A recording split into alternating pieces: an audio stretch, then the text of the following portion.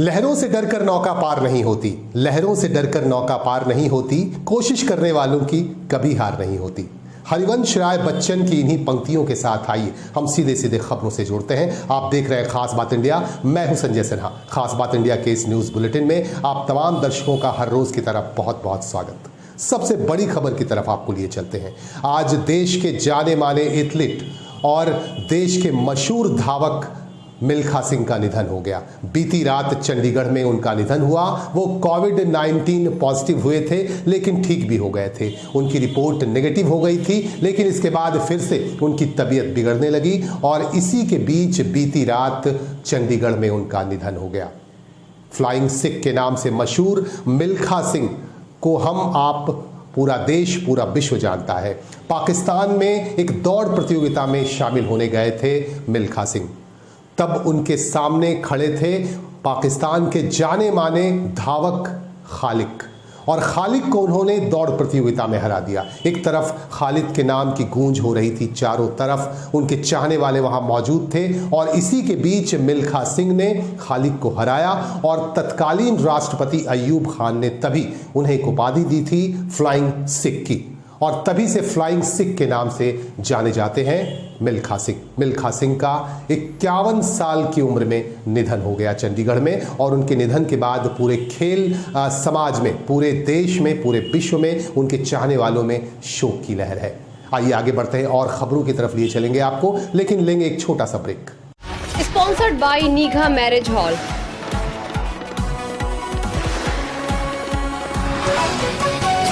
Co-sponsored by Modern Furniture।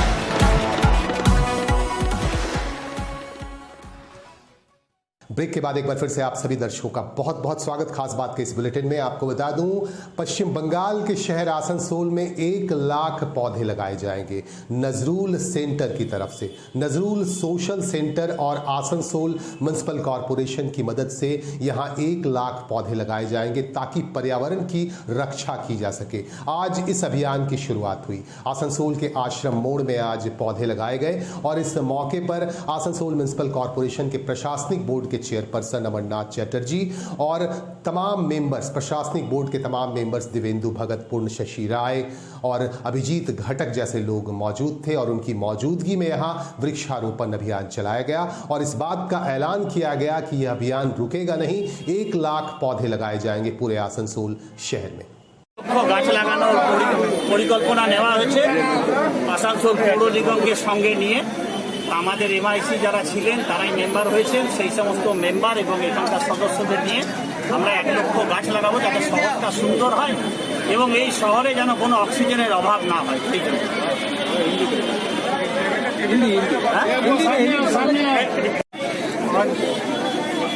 Qazi Nazrul social centre और Asansol municipal corporation के उद्योग से आज यहाँ पर पेड़ लगाने का जो कार्यक्रम हो रहा है, ये हमारे कॉरपोरेशन का तरफ से एक लक्ष्य है। ममता बनर्जी हमारे मुख्यमंत्री ने निर्देश दिया है और हम लोग करीब 1 लाख गाछ 1 साल के अंदर में हम लोग लगाएंगे। और आसनसोल का जो भूषण जो है, जो आसनसोल में लोगों को जो कष्ट हो रहा है, क्योंकि आप लोग जानते हैं कि यहाँ पर जो पॉल्यूशन है ये बहुत ज़्यादा है। इस पॉल्यूशन को हम लोग को कम करने के लिए, इसको रोकने के लिए पेड़ लगाना जरूरी है। तो हम लोग ये कार्यक्रम लिए हैं जिसके हमारे रबीउल इस्लाम हमारे साथ में हैं, उनको काजी नजरुल सोशल सेंटर और आसनसोल म्यूनिसिपल कॉरपोरेशन का हम लोग का चेयरमैन और मेंबर्स हम लोग सब यहाँ पर उपस्थित हैं। हमारे महिला उद्योग से सुदेशना घटक उन्होंने भी यहाँ पर आए हैं, उनके हाथ से ये पेड़ यहाँ पर लगाए जा रहे हैं। तो ये पूरे आसनसोल में ये कार्यक्रम चलेगा और आसनसोल में करीब 1 लाख गाछ हम लोग आने वाले 1 साल के अंदर में लगाएंगे। आसनसोल दक्षिण की भारतीय जनता पार्टी के विधायक अग्निमित्रा पाल को रोक दिया गया रानीगंज के जेके नगर इलाके में। जब वह तिरपाल बांटकर लौट रही थी तभी जेके नगर भारतीय जनता पार्टी के कार्यालय के पास उनकी गाड़ी को रोक दिया। स्थानीय लोगों ने रोककर गंभीर आरोप लगाए। स्थानीय लोगों का कहना है कि तिरपाल तो जरूर बांट रही थी अग्निमित्रा पाल, लेकिन चेहरे देखकर तिरपाल दिए जा रहे थे। यहां सिर्फ भारतीय जनता पार्टी के लोगों को ही तिरपाल दिए जा रहे थे, जबकि वोट सभी सभी लोगों ने उन्हें दिया है, तभी उन्होंने जीत हासिल की। इस तरह के गंभीर आरोप अग्निमित्रा पाल पर लगाए गए। आप देख सकते हैं कि यहाँ तृणमूल कांग्रेस के कार्यकर्ता भी पहुंच गए और ग्राम पंचायत समिति के अध्यक्ष विनोद नुनिया भी अपने समर्थकों के साथ यहाँ पहुंच गए और काफी देर तक तू मैं होती रही। काफी मुश्किलों के बाद अग्निमित्रा पाल यहाँ से वापस जा सकी। हमने उनसे बातचीत की, हमारे संवाददाता ने अग्निमित्रा पाल से बात की और उन्होंने क्या कहा, आइए देखते हैं। ঘটনাটা হয়েছে না কি আমাদের এমএলএ কে আমরা অনেক দিন থেকে আগে থেকে বলেছি কি দিদি আমাদেরকে কিছু তিরপাল দিলে আমাদের এমএলএ আপনি আছেন, আমাদের আগে তাপসদা ছিল তো আমাদের যার মারফত আসছে ভিডিও অফিসে আসতো, উনি আমাকে বারবার বলছেন কি ঠিক আছে আমি যে কলকাতাতে আছি আপনি যে কোনো আমাকে লিস্টটা দেবেন আমি দিয়ে দিচ্ছি। আমি মোটামুটি 300 লিস্ট করে রেখেছি, এখানে আমাদের সব এসটি পাড়াতে ওনাকে বারবার বলছি। উনি কী করছেন নিজে গাড়িতে তিরপাল নিয়ে এসেছে, নিজে যে পার্টি করছে मतलब বিজেপি তার বাড়ি বাড়িতে দিয়ে দিয়েছে। আমাদের লোকগুলো গরিব মানুষ তিরপাল পাচ্ছে না, আমরা তো আমাদের পঞ্চায়েত আমাদেরই আছে, আজ পর্যন্ত আমরা বুঝতে পারছি না কেন আমাদের লোকগুলো তিরপাল পাচ্ছে না। সেই জন্য ওনাকে হাত জোড়ে রিকোয়েস্ট করলাম কি আমাদেরকে গরিব মানুষকে তিরপাল দেওয়া হোক। আমরা ওনাকে অনেকবার রিকোয়েস্ট করি দিদি আমাদেরকে কিছু তিরপাল দেওয়া হোক। উনি তো পার্টি পিস থেকে বিলি করছে। উনি বলে আমাকে গাড়ি আটকে বিক্ষোভ দেখিয়েছে এবং আমাদের লোককে মেরেছে। না না কোনো বিক্ষোভ দেখানো, এখানে সব আমাদের পুলিশ আছে, বিক্ষোভ বলে আপনারা সামনে আছেন। আমাদের ডিমান্ড ছিল পাবলিকগুলা বহুত উত্তেজনা ছিল কি ওর বাড়িতে আমরা তিরপাল দিয়েছি, আমার বাড়িতে কেন? সেই জন্য আমাদের ওর সুস্থ ভাবনা শান্ত করার জন্য আমি লোকগুলোকে বললাম যে সবাই তিরপাল পাবেন, আমাদের এমএলএ আছে অগ্নিমিত্রা পাল, ওনাকে যেতে দিন, যা দরকার লাগবে আমরা তিরপালটা দিয়ে দেবো। এভাবে লোকগুলোকে আমরা শান্ত করেছি। দেখুন, আমি ওখানে গেছি তিরপল দিতে, সবাইকেই তিরপল দেওয়া হচ্ছে। হঠাৎ করে প্রায় 50-60 জন লোক আমার গাড়ি ঘেরাও করলো। আমার যে জেনারেল সেক্রেটারি সঞ্জয় যাদব, তাকে সে মোটরসাইকেলে ছিল, তাকে চটথাপ্পড় মেরে তার ফোনটা নিয়ে নেওয়া হলো। এই যে অ্যাটিচিউড, খুব মানে খারাপ লাগে এই ধরনের যে অ্যাটিচিউড। একটা মানুষের সে যে দলই করুক না কেন তার সঙ্গে সবসময় এই ধরনের অসভ্য আচরণ করা, এটাকে আমি ধিক্কার জানাই। এবং তাদের কথা হচ্ছে যে আপনি বিধায়িকা, আপনি আমাদের তৃণমূলের লোকদেরও তিরপল দেবেন। এবং আমি আজ সকালেও আমার রিপ্রেজেন্টেটিভ তাকে ফোন করেছে, সে যদিও বা ফোনটা নামিয়ে রেখে দিয়েছে সেই রিপ্রেজেন্টেটিভের ফোন পেয়ে, যেখানে আমি তাকে বলেছিলাম যে আপনি লিস্ট পাঠান, আমি যাব, আমি গিয়ে আপনার যে তৃণমূলের যারা সমর্থক, কারণ আমি এটা বিশ্বাস করি যে আমি যে ভোট দিয়েছে তারও বিধায়িকা, আর যে আমাকে ভোট দেয়নি তারও আমি বিধায়িকা। আমি বিজেপিরও বিধায়িকা আর আমি তৃণমূলেরও বিধায়িকা। সুতরাং যারা তৃণমূলের সমর্থক আমি তাদেরকেও দেবো তিরপল, আমি তাকে বলেওছি। কিন্তু সবসময় তো এই যে একটা রণংদেহী অ্যাটিচিউড, সেইটা কেন আমি বুঝতে পারি না। তাকে বোঝালাম, তারপর সে ঠান্ডা হলো। আমি বললাম আপনি উত্তেজিত হচ্ছেন কেন? আমি তো বলেছি আপনি লিস্ট পাঠান, আমি যাব, বিডিও সাহেবের সাথে দেখা করব, আপনি থাকবেন, আমরা তিরপল দেবো, সবাইকে দেওয়া হবে। মাঝখান থেকে আমার জিএসকে গায়ে হাত দিয়ে ফোনটা কেড়ে নিয়ে তাকে চটথাপ্পড় মেরে আমার সিকিউরিটিকে মারা হচ্ছে। কেন এই ধরনের অ্যাটিচিউড কেন? আমরা একটু সম্মান দিতে পারি না মানুষের সাথে কথা বলার সময়? বিরোধী দল করা মানেই কি তাকে মারধর করতে হবে বা অশ্রাব্য ভাষায় কথা বলতে হবে? এটা চেঞ্জ হওয়া দরকার, পশ্চিমবঙ্গে এটা চেঞ্জ হওয়া দরকার। অভিযোগ করবেন কি এই বিষয় নিয়ে? সবাই তো দেখুন আমারই ছেলে মেয়ে, আমি যখন এখানকার বিধায়িকা আমি মনে করি সবাই আমার সন্তানের মতো। কাকে আর বলবো? আস্তে আস্তে চেঞ্জ করতে হবে, আমাকেই সবাইকে বুঝিয়ে কাছে টেনে নিতে হবে। बारिश के पानी की वजह से काफ़ी नुकसान भी हुआ। हमने आपको दिखाया भी था कि किस तरह से लोगों का नुकसान हुआ और इसमें 2 लोगों की जान भी चली गई। एक तरफ हमने आपको बताया था कि रानीगंज में 22 साल के एक लड़के की जान चली गई, डूबकर उसकी मौत हो गई, आखिरकार उसकी लाश मिल गई। और हमारे पास कुल्टी से एक खबर आ रही है, कुल्टी के रामनगर कोलियरी के निजी सुरक्षा गार्ड मनोज दास भी इसी बारिश के पानी के शिकार हुए। ऐसा कहा जा रहा है कि डूबकर उनकी मौत हो गई, लेकिन अभी तक लाश नहीं मिल पाई है, उनका कुछ भी पता नहीं मिल पाया है। कल रात में वह डूबकर उनकी मौत हो गई, बारिश के पानी में वह बह गए, लेकिन अभी तक उनका कुछ भी पता नहीं चल पाया। लेकिन आज सुबह उनकी साइकिल जरूर मिली, यहाँ के लोगों को साइकिल मिली, उनकी साइकिल यहाँ दिखी रामनगर कोलियरी के आसपास। तब पुलिस को खबर दी गई, पुलिस ने आकर साइकिल को अपने कब्जे में लिया और इंतजार कर रहे हैं लोग, और यहाँ सिविल डिफेंस के लोग भी ढूंढने की कोशिश कर रहे हैं, लेकिन अभी तक कुछ भी पता नहीं चल पाया है 58 वर्षीय निजी सुरक्षा गार्ड मनोज दास का। আজকে আপনারা কোথায় এসেছেন? আমরা এই দুর্মুখ খাদানকে এসেছি। কি কারণ, কি কেন? এই দুর্মুখ খাদানে যে এই বর্ষার জল হচ্ছে, জল ঢুকে যাচ্ছে, আমাদের কলের ভিতরে চলে যাচ্ছে জলটা। তাহলে কলিয়ারি কাজ হচ্ছে কি আপনাদের? কলের কাজ বন্ধ আছে। এখানে এখন কি কাজ হচ্ছে এখানে? এখানে খাদানগুলো যে মুখগুলো আছে সেই মুখগুলো বন্ধ করানো হচ্ছে, যাতে যাতে জল যাতে না যায়। তাহলে কাল থেকে কি কলিয়ারি বন্ধ? তাহলে কলিয়ারি আন্ডারগ্রাউন্ডের কাজ আন্ডারগ্রাউন্ড বন্ধ আছে, মানে জল কি ঢুকেছে? জল ঢুকেছে। কি নাম আছে আপনার? সুবল মণ্ডল। হয়েছিল বলতে ডিউটি থেকে ছুটি হওয়ার পর বাড়ি যাচ্ছিলেন, বাড়ি যাওয়ার পথে একটা ছোট ব্রিজ আছে, ওখান থেকে জলের তলায় সাইকেল সহ পড়ে। কবে হয়েছে সেটা? গতকাল। কখন? 17 তারিখে। 18 তারিখ ছিল কালকে না? কালকে 18 তারিখে সকালে। আর আজকে এই যে সাইকেলটা উদ্ধার হলো। কোথা থেকে সাইকেলটা উদ্ধার হলো? এই রামনগর ব্রিজের নিচের থেকে। তো যে মিসিং হয়েছে তার নাম কি? মনোজ কুমার দাস। তাকে কি পাওয়া গেল? না, ওনাকে এখনো পাওয়া যায়নি। কি অনুমান করছেন তাকে? উনি ডেথ হয়ে গেছেন। সাইকেলটা পাওয়া যায়, ওনাকে খোঁজাখুঁজি পরে বোঝা যাবে। মানে জলের তলিয়ে? হ্যাঁ, জলে তলিয়ে গেছেন। কোথায় কাজ করতেন উনি? Ramnagar colliery magazine duty. ওনার বাড়ি? ওনার বাড়ি কুলটি। কত বয়স হবে? 56-57 এরকম। মানে কাল কোথা থেকে ফিরছিলেন উনি? ডিউটি থেকে ফিরছিলেন। কোথায় হয়েছিল ঘটনাটা?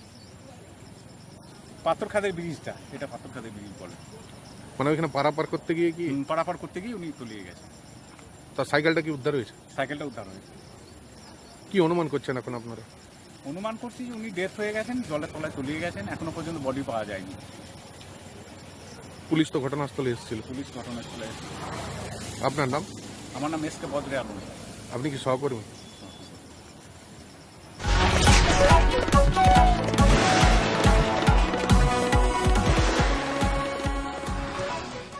महामारी के समय में नशीले पदार्थों की बिक्री काफी शबाब पर है। नशीले पदार्थ भी बेचे जा रहे हैं। हम आपको लगातार दिखा रहे हैं कि किस तरह से नशे का व्यापार करने वाले लोग गिरफ्तार हो रहे हैं, पुलिस उन तक पहुंच रही है। हमारे पास एक और खबर आ रही है रानीगंज से।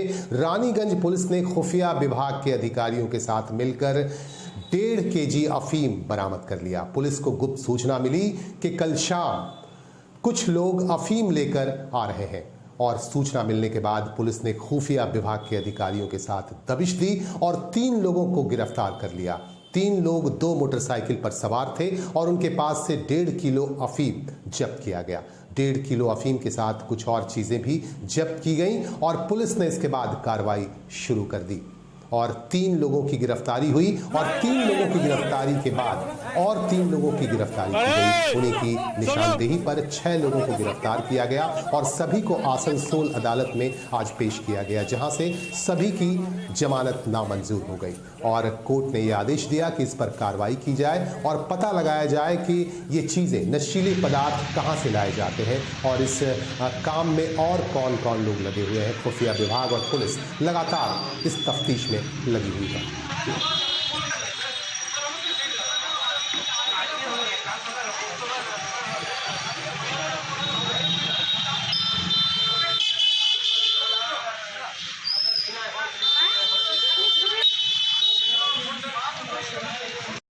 कुल्टी विधानसभा क्षेत्र के बराकर हम आपको लिए चलते हैं। बराकर के स्टेशन रोड का हाल हम आपको दिखा रहे हैं। यहां जाम की समस्या काफी विकराल बनी हुई है। जाम की समस्या की वजह से लोगों को काफी दिक्कतें भी होती हैं। आप देखिए किस तरह से बराकर के स्टेशन रोड में जाम की समस्या है। झारखंड और बंगाल का ये बॉर्डर एरिया है और यही वजह है कि दोनों राज्यों के लोग यहां पहुंचते हैं मार्केटिंग के लिए और स्टेशन रोड में भीड़ हर पल बनी रहती है।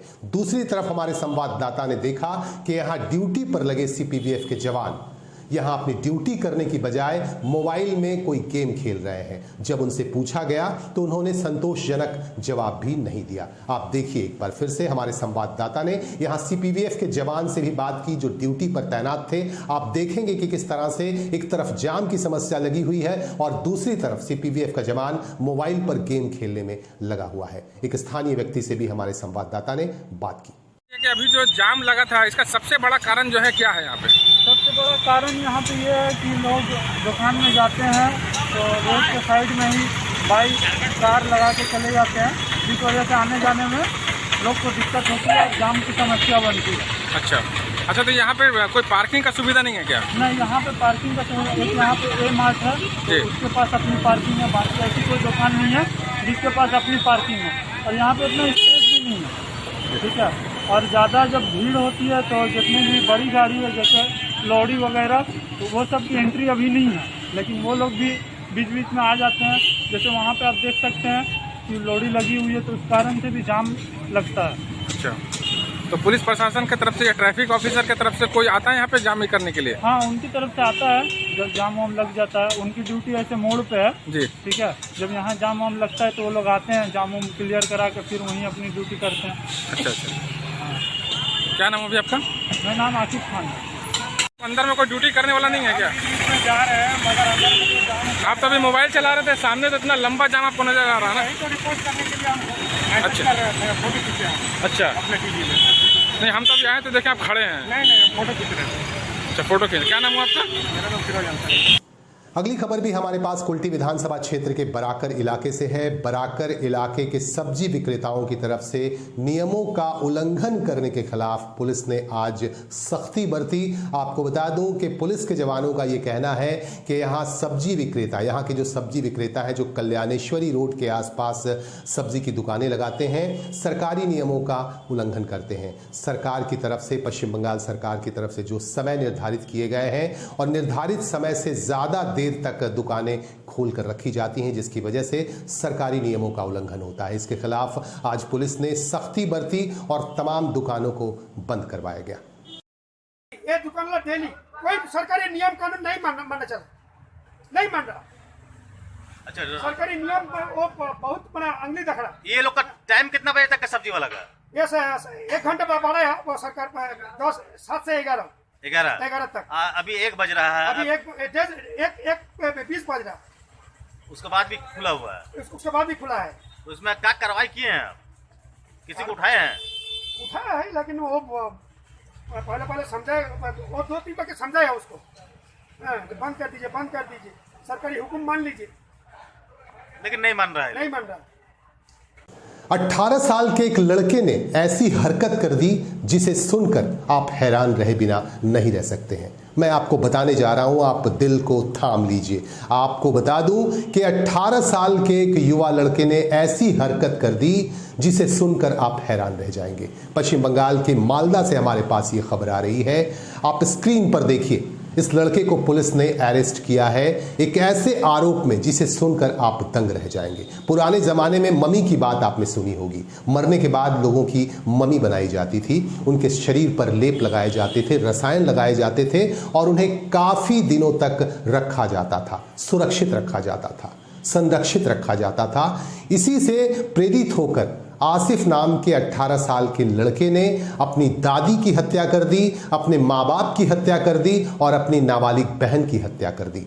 हत्या करने के बाद ताबूत में चारों की लाश भर दी और उनके शरीर पर रसायन लगा दिए और मम्मी बनाने का सपना वो देख रहा था काफ़ी दिनों से। उसके भाई राहुल शेख का कहना है कि काफ़ी दिनों से वो ये बात कहता था कि मैं मम्मी बनाना चाहता हूँ, और इसी के तहत उसने अपने ही दादी, अपने माँ, पिताजी और अपनी बहन की हत्या कर दी। हत्या करने के बाद ताबूत में भर दी। 4 महीने पहले उसने इस काम को अंजाम दिया और 4 महीने तक वह घर में अकेला था और अकेला रहकर लाशों को वह अपने संरक्षण में रखा हुआ था, ताबूत में भरकर घर के कोने में उसने रखा हुआ था।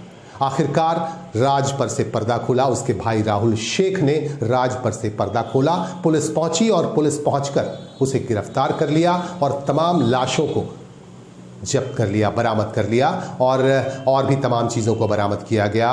और इस तरह का काम कोई कर सकता है भला? एक लड़के ने, 18 साल के लड़के ने अपने पूरे परिवार को मम्मी के तौर पर देखने के लिए ख़त्म कर दिया। आइए इन्हीं बातों के साथ हम लेंगे आपसे विदा। इसी तरह की खबरें लेकर हम आपके बीच आते रहेंगे, इन्फॉर्मेशंस आप तक पहुंचाते रहेंगे। आप भी हमारा सहयोग करते रहें और हमारे साथ बने रहें। नमस्कार।